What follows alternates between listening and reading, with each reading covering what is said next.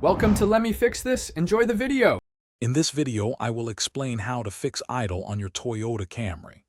A rough or unstable idle can be frustrating, but many common causes are relatively simple to diagnose and repair.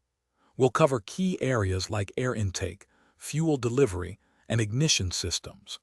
Understanding these components is the first step to getting your Camry running smoothly again, ensuring a consistent engine speed when stopped.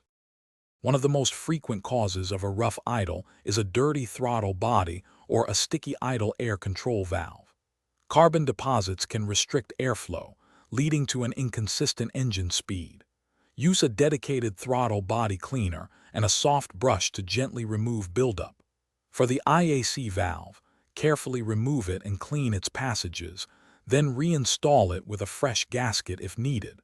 This simple maintenance can make a significant difference. Vacuum leaks are another common culprit for rough idling. Even a small leak can introduce unmetered air, confusing your engine's computer.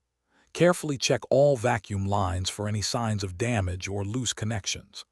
Additionally, a dirty mass airflow sensor can send incorrect data, affecting fuel mixture. Use a specialized MAF sensor cleaner to gently clean the delicate wires, restoring proper air intake readings.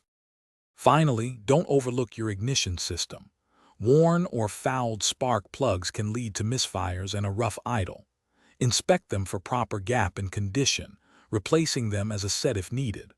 Also, ensure your spark plug wires or coil packs are functioning correctly. After addressing these areas, your Toyota Camry should experience a much smoother and more consistent idle, improving overall driving comfort. Thanks for watching. If you found this helpful, don't forget to like and subscribe.